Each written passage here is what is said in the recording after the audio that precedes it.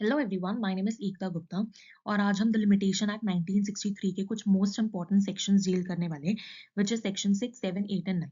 आप कुछ करके जाओ या ना करके जाओ, लेकिन ये सेक्शंस तो जरूर कर लेना एग्जाम पॉइंट ऑफ व्यू से। तो बिना टाइम वेस्ट किए स्टार्ट करते हैं। Section 6 talks about legal disability. पहली बात तो it is applicable only to institutional suits या फिर application for the execution of degree. आसान भाषा में it is not applicable to appeals या फिर अदर एप्लीकेशंस। अब सेक्शन 6 सब सेक्शन 1 क्या बोलते हैं? आसान भाषा में बोलूँ ना तो ये बोलते हैं कि मान लो आप एक ऐसे बंदे हो जिसके पास राइट है टू इंस्टीट्यूट द सूट और N application for the execution of degree with in the prescribe period. लेकिन उस प्रिस्क्राइब्ड पीरियड के दौरान आप या तो माइनर हो या इंसेन हो या इडियट हो, तो लॉ आपको बोलता है कि तुम उस टाइम पीरियड के लिए थम जाओ, और जब तुम्हारी डिसेबिलिटी सीज हो जाएगी, यानी कि जब तुम मेजर बन जाओगे या जब तुम सेन हो जाओगे या तुम्हारी इडियोसिटी खत्म हो जाएगी ना, उसके बाद तुम्हारा ये जो प्रिस्क्राइब पीरियड है वो हम स्टार्ट करेंगे। एग्जाम्पल ले लो, 2010 में ठीक है मेरा कॉज ऑफ एक्शन राइज हुआ, जिसके मुताबिक जब मैंने प्रिस्क्राइब पीरियड कैलकुलेट किया ना तो मुझे मिला 3 साल। ठीक है, मेरा प्रिस्क्राइब पीरियड कितना मुझे मिला? 3 साल मिला। लेकिन चक्कर ये है कि 2010 में मैं सिर्फ 10 साल की हूँ, यानी कि माइनर हूँ। ठीक है, अगर हम 2010 से मेरा प्रिस्क्राइब पीरियड कैलकुलेट करें तो 2013 को ही वो खत्म हो जाएगा। लेकिन 2013 में भी मैं 13 साल की ही तो होंगी, और 13 साल की हूँ तभी मैं माइनर हूँ। लेकिन लॉ क्या बोलता है? जब तक तुम मेजर नहीं हो जाती, यानी कि जब तक तुम्हारी डिसेबिलिटी सीज नहीं हो जाती, तब तक तुम्हारा प्रिस्क्राइब पीरियड नहीं चलेगा। तो हम 2018 तक का वेट करेंगे। 2018 में मैं 18 साल की हो गई, मैं मेजर हो गई। उसके बाद से मेरा जो प्रिस्क्राइब्ड पीरियड है, यानी कि 3 साल का जो मुझे प्रिस्क्राइब पीरियड मिला था, वो कैलकुलेट करेंगे। तो 2018 के बाद अगर तुम 3 साल कैलकुलेट करोगे तो 19, 20, 21, 2021 तक मेरा राइट है कि मैं वो सूट इंस्टीट्यूट कर सकूं या application for the execution of degree file कर सकूं। समझ में आया? ये जो पूरा सेक्शन 6 सब सेक्शन 1 था, एक बार पढ़ भी लेते हैं। If the person who is entitled to institute a suit और make an application for the execution of the degree is at the time from which the prescribe period is to be reckon, यानी कि जब prescribe period चालू होगा, is a minor or insane or an idiot, such person would be entitled to get the same duration of the prescribed period। उतना ही मतलब same duration ही मिलेगा after his disability ceases. तो अगर ओरिजिनल प्रिस्क्राइब पीरियड 3 साल मिला था ना, तो जब मेरी डिसेबिलिटी सीज हो जाएगी तो मुझे 3 साल ही मिलेंगे। ऐसा नहीं है कि मुझे 2 साल मिलेंगे या 1 साल मिलेगा, ऐसा कुछ भी नहीं होगा। जितना मुझे ओरिजिनल प्रिस्क्राइब पीरियड मिलना था, ठीक है, अगर मैं माइनर नहीं होती या इंसेन नहीं होती, उतना ही मुझे मिलेगा जब मेरी डिसेबिलिटी सीज हो जाएगी। अब हम दूसरा एग्जाम्पल करते हैं, मतलब सेक्शन 6 सब सेक्शन 2 क्या बोलते हैं। अब जो सेक्शन 6 सब सेक्शन 2 है ना, पहले पढ़ते हैं। If at the time from which the prescribe period is to be reckon the person has two disabilities. पहले ये वाली सिचुएशन डील करते हैं।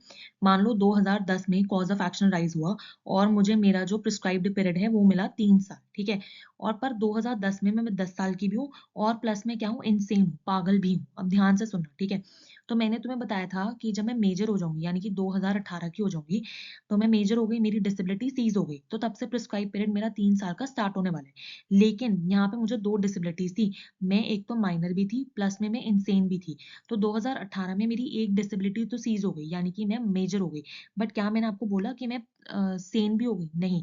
मान लो मैं 2018 में तो मेजर हो गई, बट मेरी जो डिसेबिलिटी है ना वो 2019 में खत्म हुई, मतलब मैं 2019 में सेन हुई।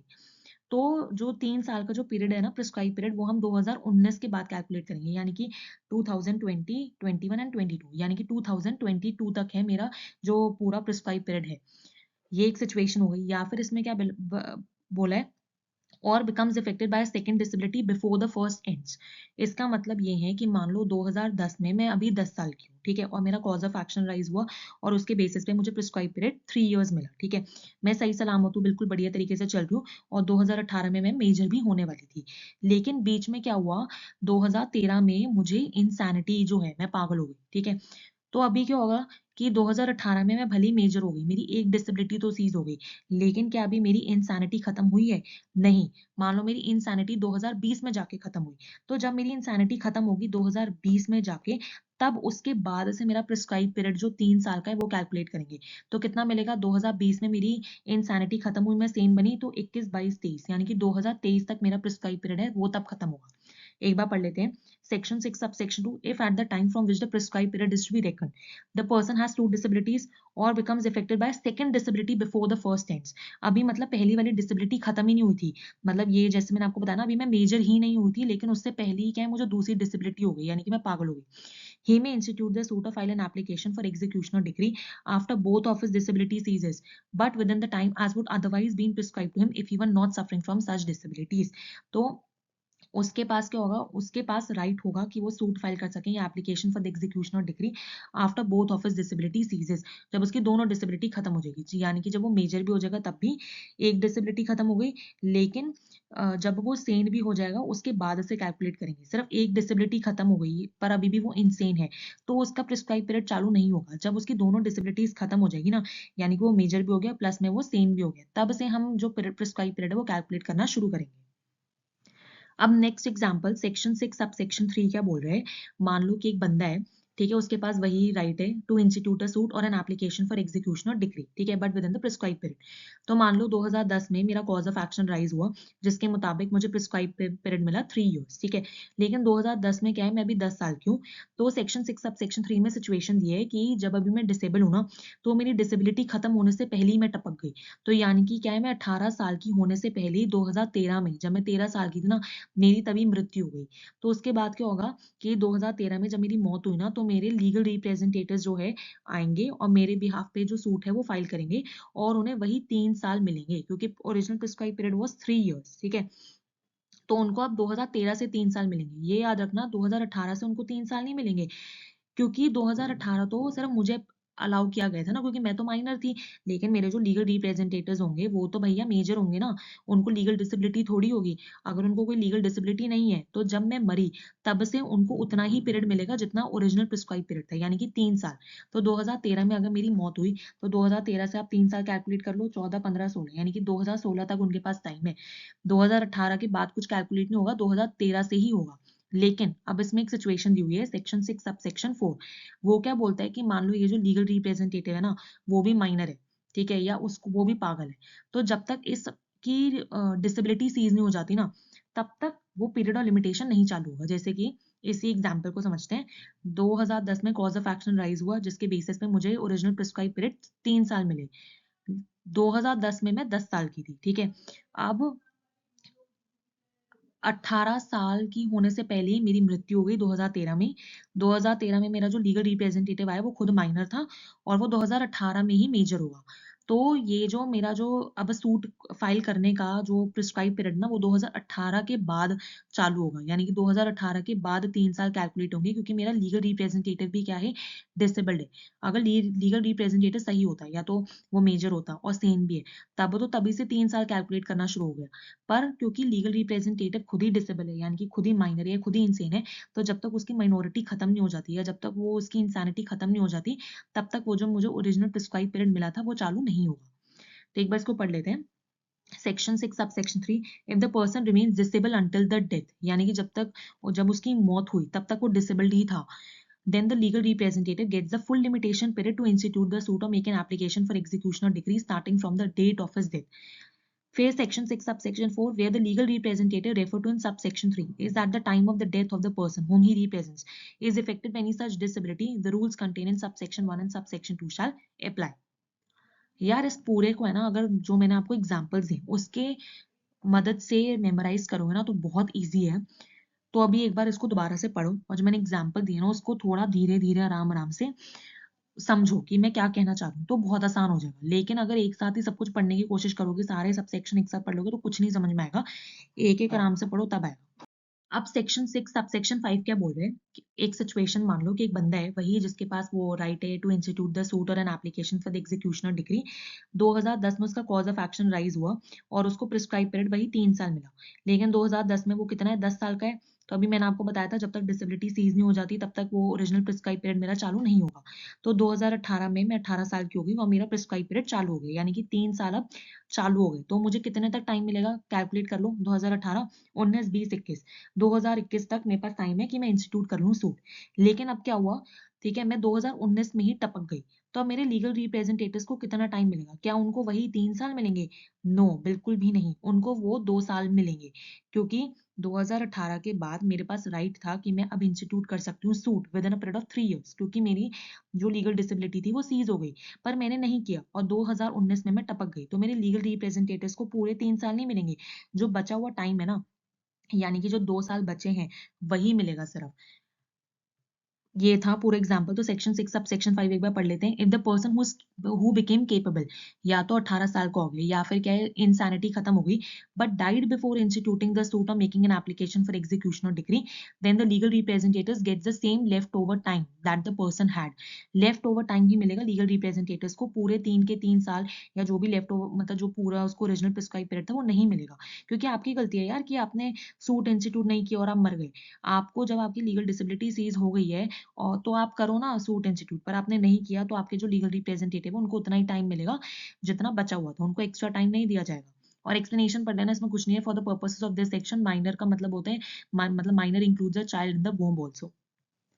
नाउ सेक्शन 8 स्पेशल एक्सेप्शंस, इसको अच्छे से पढ़ना, ठीक है। अब इसमें क्या है कि ये जो सेक्शन 6 था ना, उसका एक्सेप्शन है बेसिकली सेक्शन 8। तो अब इसमें जैसे कि मैंने आपको बोला था सेक्शन 6 क्या बोलता है कि जब तक आपकी डिसेबिलिटी सीज नहीं हो जाती ना, तब तक आपका वो प्रिस्क्राइब पीरियड चालू नहीं होगा, और आपकी जब डिसेबिलिटी सीज हो जाएगी तो आपको प्रिस्क्राइब पीरियड उतना ही मिलेगा जितना आपको ओरिजिनली मिलता, अगर आप मान लो माइनर नहीं होते, इंसेन नहीं होते, या मतलब इडियट नहीं होते। लेकिन सेक्शन 8 क्या बोलते हैं, इसको एग्जाम्पल के तरीके से समझते हैं। मान लो आपका जो प्रिस्क्राइब्ड पीरियड आपको मिला है, ठीक है, 2010 में मेरा कॉज ऑफ एक्शन अराइज हुआ जिसकी वजह से मुझे प्रिस्क्राइब पीरियड मिला। मान लो फॉर एग्जांपल 7 इयर्स मुझे प्रिस्क्राइब पीरियड मिला, ठीक है। अब 2010 में क्योंकि मैं 10 साल की थी, तो मैं अपना सूट इंस्टीट्यूट नहीं कर सकती, ठीक है। अब क्या हो गया कि 2018 में मैं अब मेजर हो गई। तो अगर हम सेक्शन 6 को फॉलो करें, तो जब मुझे अपना प्रिस्क्राइब पीरियड है जो मिलना चाहिए वो 7 साल मिलना चाहिए। यानी कि मैं कब तक सूट इंस्टीट्यूट कर सकती थी, 18 से कैलकुलेट करो, 19 20 21 22 23 24 25, 2025 तक मैं सूट इंस्टीट्यूट कर सकती थी। लेकिन सेक्शन 8 क्या बोलता है, सेक्शन 8 बोलता है कि चाहे आपका प्रिस्क्राइब पीरियड कितना भी हो, जब आपकी डिसेबिलिटी सीज हो जाएगी ना, आपको मैक्सिमम टू मैक्सिमम 3 साल ही मिलेंगे, उससे ज्यादा नहीं मिलेंगे। तो मान लो अगर मेरा ओरिजिनल प्रिस्क्राइब पीरियड भले ही 7 साल था, लेकिन जब मेरी डिसेबिलिटी सीज होगी 2018 में, तो मुझे 7 साल नहीं मिलेंगे एज पर सेक्शन 6, मुझे सिर्फ 3 साल ही मिलेंगे, क्योंकि सेक्शन 8 एक कैप लगा देता है कि आपको कितना मैक्सिमम एक्सटेंशन मिल सकते हैं। यहाँ पे पढ़ो, even if section 6 or 7 apply in other cases, the maximum extra time that you can get is 3 years starting from the date of the disability ends or the date the person dies if the disability never ended, ठीक है। तो ये तो first case हमने discuss कर लिया कि बंदा जो है वो मेजर हो गया, उसका ओरिजिनल प्रिस्क्राइब पीरियड वैसे तो 7 साल था, लेकिन क्योंकि सेक्शन 8 जो है वो मैक्सिमम कैप जो है कैप लिमिट लगा देते हैं 3 साल की, तो 2018 में जब वो 18 साल का हो जाएगा, मेजर हो जाएगा, तब भी उसको 7 साल नहीं मिलेंगे, 3 साल मिलेंगे, बिकॉज सेक्शन 8 जो है वो ऐसा ही बोलता है। अब सिमिलरली 2010 में मेरा मान लो ये कॉज ऑफ एक्शन राइज हुआ जिसकी वजह से मुझे प्रिस्क्राइब पीरियड जो है वो 7 साल मिला, ठीक है। अब क्या हुआ कि 2013 आया, ठीक है, और 2013 में ही मैं टपक गई। तो तब भी 2013 में मैं 13 साल की थी, यानी कि माइनर थी। तो मैंने आपको बताया था लीगल रिप्रेजेंटेटिव आ जाते हैं, और लीगल रिप्रेजेंटेटिव को भी कितना मिलता है, उनको ओरिजिनल प्रिस्क्राइब पीरियड ही मिलता है। लेकिन ओरिजिनल प्रिस्क्राइब पीरियड यहाँ क्योंकि 3 साल से ज्यादा है, यानी कि 7 साल है, तो सेक्शन 8 क्या बोलते हैं, 3 साल ही मैक्सिमम मिलेंगे, ठीक है। एक बार दोबारा पढ़ते हैं। इवन सेक्शन 6 और 7 apply in other cases, the maximum extra time that you can get is 3 years starting from the date of the disability end. जब आपकी डिसेबिलिटी एंड हो जाएगी उसके बाद भी आपको 3 साल ही मिलेगा, या फिर the date the person dies if the disability never ended. अब आप 13 साल की उम्र में ही चल बसे, 2013 में ही आप मर गए, आपके लीगल रिप्रेजेंटेटिव आए, तो उन्हें भी 3 साल ही मिलेगा, उन्हें ओरिजिनल प्रिस्क्राइब पीरियड यानी कि 7 साल बिल्कुल भी नहीं मिलेंगे, क्योंकि हमारा जो सेक्शन 8 है वो एक एक्सेप्शन है, वो एक अपर कैप लिमिट सेट कर देता है। अब सेक्शन 8 है ना, एक और प्रीएम्पशन सूट की बात करता है, वो इतना इंपॉर्टेंट नहीं है, बट जस्ट मैं आपको जनरली बता देती हूँ कि प्रीएम्पशन सूट का मतलब होता है कि मान लो कि 2 जने हैं, ठीक है, तो आपके पास ये हक होता है कि दूसरा बंदा जब अपनी प्रॉपर्टी सेल कर रहे हैं ना, तो पहले आपसे पूछें कि भाई तुझे ये प्रॉपर्टी लेनी है या नहीं। तो सेक्शन 8 बस यही बोल रहा है कि जो एक्सटेंशन आपको मिलता है ना, कि मान लो कि आप माइनर हो या इंसेन हो और ये वो, तो वो प्रीएम्पशन सूट्स पे अप्लाई नहीं होता। प्रीएम्पशन सूट्स वैसे ही चलेंगे, अगर आप माइनर भी हो तो भी और आपका प्रिस्क्राइब पीरियड खत्म हो रहा है तो खत्म होने दो, उस पर अप्लाई नहीं होगा कोई भी एक्सटेंशन, ना 3 साल का, ना कोई भी एक्सटेंशन अप्लाई नहीं होगा। तो section 6 and 7 which allows extra time for minors, insane person, etc. do not apply to suits of preemption. Preemption suit यानी कि the right to buy property before it is sold to someone else. So even if the person is a minor or mentally disabled, they cannot get extra time for preemption suits. Main बात तो ये जो मैंने आपको ये दूसरी वाली बताई ना वो है, और इसको एग्जाम्पल जो मैंने आपको दिया उसको धीरे धीरे सुनो, समझो कि क्या कहना चाहती हूँ, तब समझ में आ जाएगा। देखो, अगर पीछे कुछ भी नहीं समझ में आया ना, तो एटलीस्ट ये जो 4 रूल्स हैं वो अच्छे से रट लो, याद कर लो, समझ लो, ताकि चाहे कोई भी क्वेश्चन आए ना, आपको ये 4 रूल्स में से ही लगाने हैं। और ये बहुत सिंपल है, बस थोड़ा-सा ध्यान से पढ़ो, थोड़े ध्यान से एग्जांपल समझो। तो इसमें क्या लिखा है, prescribe period left after cessation of the disability is more than 3 years. तो इसका क्या मतलब है, ये बोल रहे हैं कि आपका जो ओरिजिनल प्रिस्क्राइब पीरियड है ना, ठीक है, जब आपकी डिसेबिलिटी सीज हो जाती है, तो वो कितना बच रहा है, वो 3 साल से ज़्यादा बच रहा है। तो अब आपको कोई एक्स्ट्रा टाइम अंडर सेक्शन 6 और 8 नहीं मिलेगा। एक एग्जांपल ले लो, 2010 में मेरा कॉज ऑफ एक्शन राइज हुआ, ठीक है, और उसके हिसाब से मुझे प्रिस्क्राइब पीरियड मिल रहा है 12 साल। तो अगर मैं 2010 से 12 साल कैलकुलेट करूं तो कितना जाएगा, यानी कि 2022 तक मेरे पास टाइम है कि मैं सूट इंस्टीट्यूट कर लूं। अब 2018 में मैं 18 साल की हो गई, यानी कि मेरी डिसेबिलिटी सीज हो गई और अब मेरे पास राइट है कि मैं सूट इंस्टीट्यूट कर सकती हूँ। तो जो मेरा ओरिजिनल प्रिस्क्राइब पीरियड था वो 2022 तक है। तो 2018 और 2022 के बीच में कितना डिफरेंस है, 4 साल का है। मतलब मेरे पास 4 साल है अभी भी सूट इंस्टीट्यूट करने के लिए। तो फिर यार, जब मेरे पास 4 साल है सूट इंस्टीट्यूट करने के लिए, तो मुझे सेक्शन 8 के अंदर एक्सटेंशन की क्यों ज़रूरत है? अब तुम थोड़ा कन्फ्यूज़ हो रहे होगे, क्योंकि सेक्शन 8 जब मैंने पढ़ा था, तो मैंने तुम्हें बोला था कि जब डिसेबिलिटी सीज़ हो जाती है ना, तो प्रिस्क्राइब पीरियड चाहे कितना भी हो, मुझे मेजर एक्सटेंशन, मतलब जो मैक्सिमम एक्सटेंशन मिलेगा वो 3 साल का ही होना चाहिए। पर यार, वो तुम सिचुएशन अलग थी। वो सिचुएशन मैंने तुम्हें तब बताई थी जब मेरा डिसेबिलिटी सीज़ होने से पहले ही मेरा जो ओरिजिनल प्रिस्क्राइब्ड पीरियड था वो खत्म हो गया था। जैसे मान लो, यहाँ प्रिस्क्राइब पीरियड है ना 12 साल है, यहाँ पे 7 साल है, ठीक है। तो अब 2010 से तुम 7 साल गिनो, कितने होंगे, 2017, ठीक है। 2017 में मेरा अगर प्रिस्क्राइब पीरियड खत्म हो जाता, तो 2018 में तो मेरी मेजर डिसेबिलिटी, मतलब जो डिसेबिलिटी थी, एज वाली डिसेबिलिटी, वो खत्म होती। तो उसके बाद मुझे मैक्सिमम जो है वो 3 साल मिलते हैं ना, ठीक है। लेकिन यहाँ पे क्या हो रहा है, यहाँ पे मेरी डिसेबिलिटी खत्म होने के बाद भी मेरा जो ओरिजिनल प्रिस्क्राइब पीरियड है, यानी कि 12 साल, वो बचा हुआ है, जो कि क्या है, 4 साल बचे हुए हैं मेरे पास। तो मुझे एक्सटेंशन क्यों मिलेगा? अब तुम देखो, एक्सटेंशन किसी भी बंदे को क्यों मिलता है? जब उसका जो भी कोई ओरिजिनल चीज़ हो वो खत्म हो जाए, तब उसको एक्सटेंशन मिलता है। जब मेरा जो ओरिजिनल प्रिस्क्राइब पीरियड है 12 साल, तो मेरे पास जब वो बचा है 4 साल उसके अंदर, तो मैं 3 साल का एक्सटेंशन क्यों लूँगी, जब मेरे पास 4 साल मेरा ओरिजिनल प्रिस्क्राइब पीरियड में से बचे हैं। एक्सटेंशन आपको 3 साल का तब मिलता है, जब आपका डिसेबिलिटी जो है सीज़ होने से पहले ही आपका ओरिजिनल प्रिस्क्राइब पीरियड खत्म हो गया बिल्कुल ही, तब आपको 3 साल का एक्सटेंशन मिलता है। अब देखो दूसरा एग्जांपल, जैसे prescribe period left after cessation of the disability is 3 years, so no extra time will be given. तो अब एक इस एग्जाम्पल को समझो, 2010 है, उसमें मेरा कॉज ऑफ एक्शन अराइज हुआ और उसके हिसाब से मुझे प्रिस्क्राइब पीरियड 11 साल मिला, ठीक है। तो अब 11 साल अगर तुम 2010 से कैलकुलेट करोगे तो कितना निकल के आएगा, 2021 तक, ठीक है। अब 2018 में मैं 18 साल की हो गई, तो 2018 से लेके 2021 में कितना गैप है, 3 इयर्स का गैप है। मतलब अभी मेरे पास 3 साल बचे हैं कि मैं सूट इंस्टीट्यूट कर लूं। तो जब मेरे पास 3 साल अपने ओरिजिनल प्रिस्क्राइब पीरियड से बचे हैं, तो मुझे सेक्शन 8 के एक्सटेंशन की क्या जरूरत है? वही बात दोबारा, ये एक्सटेंशन कब होता है, जब मेरे पास मेरा ओरिजिनल प्रिस्क्राइब पीरियड ही नहीं बचा, तब आती है बात एक्सटेंशन की। बट जब मेरे पास ऑलरेडी 3 साल है या 3 साल से ज्यादा बचे हैं, जैसे पहले वाले केस में, तो मैं एक्सटेंशन लेके क्या करूंगी, ये हो गया। लेकिन अब अगला जो है उसको अच्छे से पढ़ो। Prescribe period left after cessation of the disability is less than 3 years. Then if the original prescribed period was 3 years or more than 3 years, then you will get 3 years extension. But if the original prescribed period was less than 3 years, then you will get the original prescribed period only. इसमें दो situation है, एक पहले ये वाली situation है और वो जो दूसरी है वो ये वाली है। पहले पहले वाले के साथ डील करते हैं। देखो, मान लो प्रिस्क्राइब्ड पीरियड तुम्हारा 10 साल है, ठीक है। 2010 में कॉज ऑफ एक्शन राइज हुआ, उसके हिसाब से कैलकुलेट किया, तो प्रिस्क्राइब पीरियड तुम्हें 10 साल मिल गए। यानी कि तुम कब तक सूट इंस्टीट्यूट कर सकते हो, 2020 तक, ठीक है। 2010 से अगर कैलकुलेट करोगे 10 साल, तो कितने आएंगे, 2020 तक। अब 2018 में तुम्हारी लीगल डिसेबिलिटी सीज हो जाएगी, यानी कि तुम 18 साल के हो जाओगे। तो अभी तुम्हारे पास कितने साल बचे हैं, 2 साल बचे हैं तुम्हारे पास सूट इंस्टीट्यूट करने के लिए। लेकिन ये जो सेक्शन है वो बोलता है कि अगर मान लो तुम्हारे पास जो prescribed period after the cessation of the disability जो बच रहा है, अगर वो लेस देन 3 इयर्स है, यहाँ पे 2 साल बचा तो it is less than 3 years, ठीक है। और तुम्हारा जो ओरिजिनल प्रिस्क्राइब पीरियड था वो 3 साल या 3 साल से ज्यादा था, यहाँ पे कितना है, 10 साल। तो तुम्हें जो टाइम पीरियड मिलेगा सूट इंस्टीट्यूट करने के लिए, वो इन टोटलिटी 3 इयर्स ही होगा। तो इसमें मैं +1 और कर दूंगी ताकि मेरा राइट इफेक्ट ना हो। और मैं सूट कब तक फाइल कर सकती हूँ, 2020 तक नहीं बल्कि 2021 तक। ये पहली सिचुएशन है, ठीक है। अब दूसरी सिचुएशन क्या बोलती है, दूसरी सिचुएशन बोलती है, मान लो तुम्हें 2017 में कॉज ऑफ एक्शन राइज हुआ, तुम्हारा प्रिस्क्राइब पीरियड कितना है, 2 साल, ठीक है। अब 2017 में ना तो 17 साल की है, तो 2018 में कितने साल की हो जाएगी, 18 साल की हो जाएगी। और अगर तुम प्रिस्क्राइब पीरियड जो है वो कैलकुलेट करो तो कितना आएगा, यानी कि 2017 से 2 साल कैलकुलेट करोगे तो मतलब मैं 2019 तक सूट इंस्टीट्यूट कर सकती हूँ।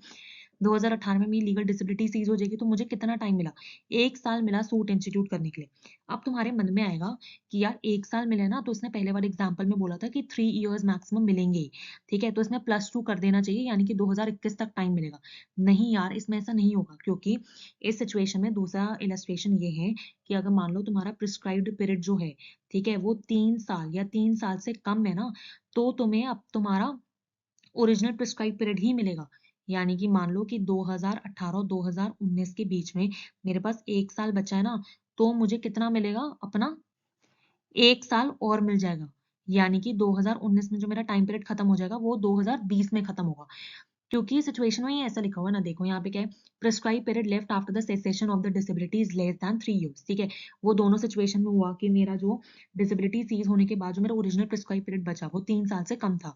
बट उसमें पहले वाले में सिचुएशन क्या डील करी थी कि जो ओरिजिनल पीरियड था, इट वाज या तो 3 इयर्स था या मोर दैन 3 इयर्स था, ठीक है। तो फिर मुझे 3 ईयर का टोटल में एक्सटेंशन मिलेगा। लेकिन अगर मेरा ओरिजिनल प्रिस्क्राइब पीरियड जो है वो लेस दैन 3 इयर्स है, यहाँ पे कितना है, 2 है, तो मुझे कितना मिलेगा, you will get the original prescribe period only. तो अगर ओरिजिनल प्रिस्क्राइब पीरियड 2 साल था, यानी कि 3 साल से कम है, तो जब मेरी जो डिसेबिलिटी सीज हो जाएगी उसके बाद भी मुझे ओरिजिनल प्रिस्क्राइब पीरियड ही मिलेगा, यानी कि 2 साल ही मिलेंगे, मुझे 3 साल नहीं मिलेंगे। क्योंकि यार जब प्रिस्क्राइब पीरियड ही, दिमाग लगाओ ना, प्रिस्क्राइब पीरियड ही 2 साल है, तो फिर मुझे डिसेबिलिटी सीज होने के बाद 3 साल काहे को मिल जाएंगे, जब जब सामने वाला बंदा जो मतलब मान लो डिसेबिलिटी वगैरह से नहीं जूझ रहा, ठीक है, जिसको कोई डिसेबिलिटी नहीं है और जो बिल्कुल मतलब सेम है, जो मेजर भी है, उसको जब ओरिजिनली इंस्टीट्यूट करने के लिए सूट 2 साल मिल रहे हैं, लेकिन मैं एक दूसरी तरफ मैं एक माइनर हूँ जिसकी डिसेबिलिटी सीज होने के बाद तो मुझे 3 साल क्यों देंगे, मेरे साथ मतलब जो सामने वाला बंदा है जो ऑलरेडी मेजर था, उसके साथ इनजस्टिस नहीं हो जाएगा कि उसको तो तुम 2 साल दे रहे हो, लेकिन मुझे, ठीक है, अपनी डिसेबिलिटी सीज होने के बाद मुझे 3 साल दे रहे हो। ये तो इनजस्टिस है ना, जो उसको टाइम मिला है वही मुझे भी मिलना चाहिए। लेकिन बाकी सारे में ये लॉजिक अप्लाई करोगे तो वो एप्लीकेबल नहीं होगा, जिसमें जैसे प्रिस्क्राइब पीरियड 12-12 साल, 13-13 साल है, बट मुझे डिसेबिलिटी सीज होने के बाद मैक्सिमम कैप जो है वो 3 साल लगाती है। तो अगर उसमें ये लॉजिक अप्लाई करोगे तो नहीं चलेगा, क्योंकि यार सीधी सी बात है ना कि पहले ही इतने साल गुजर गए मेरी लीगल डिसेबिलिटी में। अब मेरी लीगल डिसेबिलिटी सीज होने के बाद मुझे मेरा ओरिजिनल प्रिस्क्राइब पीरियड जो 12-13 साल है, तो यार सामने वाली पार्टी का भी तो देखो, इतने साल में तो वो पता नहीं बुढ़ा होके मर भी जाएगा। तो ऐसे नहीं होता ना, वो लिटिगेशन तो लटक ही गया, इसलिए ये जो ऐसे रूल्स है वो बनाए गए। अब नेक्स्ट सिचुएशन देखो, ये भी पहले वाले से बहुत सिमिलर है, इसमें भी 2 सिचुएशंस होती है। Original prescribe period expires before the cessation of the disability. इसका क्या मतलब है, जब तुम्हारी डिसेबिलिटी खत्म होनी थी ना, उससे पहले ही तुम्हारा जो ओरिजिनल प्रिस्क्राइब पीरियड है वो खत्म हो गया। तब फिर अगर तुम्हारा ओरिजिनल प्रिस्क्राइब पीरियड अगर 3 साल या 3 साल से ज़्यादा था, तो तुम्हें टोटल इन टोटैलिटी कितना मिलेगा, 3 साल ही मिलेगा। लेकिन ओरिजिनल प्रिस्क्राइब पीरियड अगर लेस दैन 3 इयर्स था, तो तुम्हें ओरिजिनल प्रिस्क्राइब पीरियड ही मिलेगा। तो मान लो 2010 में कॉज ऑफ एक्शन राइज हुआ और तुम्हें प्रिस्क्राइब पीरियड मिला 5 साल का। 2010 में यू वर ऑफ 10 इयर्स, ठीक है? तो तुम्हारी लीगल डिसेबिलिटी कब सीज होती है, 2018 में। लेकिन अगर प्रिस्क्राइब पीरियड देखो तो 2015 में ही खत्म हो गया ना। अब 2015 में तुम्हारा जब प्रिस्क्राइब पीरियड खत्म हो गया और 2018 जो है तुम्हारी लीगल डिसेबिलिटी सीज हो गई, तो तुम्हें कितना एक्सटेंशन मिलेगा, 3 इयर्स का तुम्हें एक्सटेंशन मिलेगा। क्योंकि यहाँ पे क्या बोले, अगर तुम्हारा प्रिस्क्राइब्ड पीरियड जो है वो 3 साल या 3 साल से ज्यादा है, तो तुम्हें इन टोटैलिटी जो एक्सटेंशन मिलेगा वो 3 साल है। और जनरली भी जो अगर सेक्शन 8 के हमने एग्जाम्पल डिस्कस किए तो उसमें भी ऐसे ही होता था। अब इसमें दूसरी सिचुएशन क्या बोलती है कि मान लो प्रिस्क्राइब पीरियड तुम्हारा 1 साल है, ठीक है? यानी कि 2010 में जब कॉज ऑफ एक्शन राइज हुआ तो तुम्हें प्रिस्क्राइब पीरियड 1 साल मिला। 2010 में तुम 10 साल के हो, ठीक है? तो तुम्हारी लीगल डिसेबिलिटी सीज होगी 2018 में। लेकिन अगर हम प्रिस्क्राइब पीरियड 1 साल का देखें तो वो तो 2011 में ही खत्म हो गया। तो 2018 में जब तुम्हारी लीगल डिसेबिलिटी सीज होगी तो तुम्हें कितना टाइम मिलना चाहिए? क्या तुम्हें अकॉर्डिंग टू सेक्शन 8 3 साल मिलने चाहिए? क्यों भाई 3 साल क्यों मिलेंगे? तुम्हें सिर्फ 1 साल ही मिलेगा, क्योंकि ये यहाँ पे क्या बोल रहे हैं, अगर तुम्हारा prescribe period less than 3 years है, तो तुम्हें तुम्हारा जो ओरिजिनल प्रिस्क्राइब पीरियड है वही तुम्हें मिलेगा, यानी कि 1 साल ही तुम्हें मिलेगा, उसका एक्सटेंशन 1 साल ही होगा।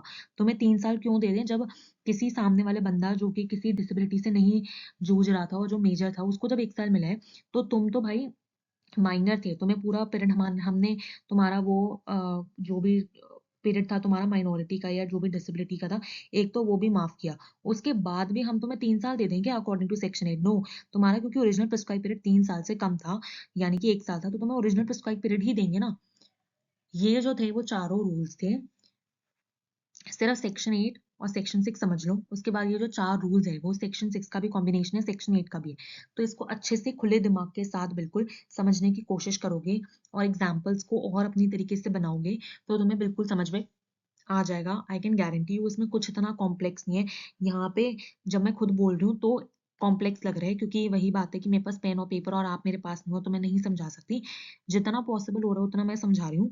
अगर इससे भी नहीं समझ में आ रहा ना, तो एक काम करना कि चैट जीपीटी खोलना और उसमें ये सारे रूल्स डाल देना और उससे फिर तुम दुनिया भर के जो भी एग्जाम्पल्स वगैरह ना वो सॉल्व करवाते रहना, खुद भी सॉल्व करना, तो आराम से तुम्हें समझ में आ जाएगा। और बाकी मैं ना केस लॉस थोड़े डिस्कस करूंगी नेक्स्ट वीडियो में, तो तुम्हें थोड़ी और क्लैरिटी आ जाएगी कि कैसे कैलकुलेट करना है। बट इतना कॉम्प्लेक्स नहीं है यार, जब केस लॉस आता है ना तो बहुत आसान हो जाता है। और ये भी सिचुएशन के हिसाब से करो कि क्या है, क्या बोलने की मैं कोशिश कर रही हूँ, तो तुम खुद कैलकुलेशन करोगे ना बहुत आराम से हो जाएगा। अभी मैं कैलकुलेशन करके दे रही हूँ तो इसलिए इतना दिमाग नहीं चल रहा होगा, बट खुद करो। Section 7 disability of one of the several persons. तो अब इसमें क्या होता है कि बहुत सारे लोगों का जॉइंटली राइट होता है कि वो एक सूट इंस्टीट्यूट कर सकें। लेकिन जब इतने सारे लोग हैं तो जरूरी तो नहीं है कि सबके सब लीगली केपेबल हो। कुछ डिसेबल हो सकते हैं, ठीक है, कुछ इंसेन हो सकते हैं, कुछ माइनर हो सकते हैं। तब क्या करा जाए, तब लिमिटेशन पीरियड कैसे कैलकुलेट करें, वो क्वेश्चन है। अब मान लो 3 भाई है ए बी सी, वो जॉइंटली ओन करते हैं प्रॉपर्टी। ए जो है वो मेजर है, बी माइनर है, सी भी माइनर है। बी जो है उसकी उम्र लगा लो 17 साल है, ठीक है, और जो सी है वो लगा लो 16 साल है। तो ये जो ए है उसको एक इंस्टीट्यूट करना है, ठीक है, और बी और सी नहीं कर सकते क्योंकि वो अभी माइनर्स है।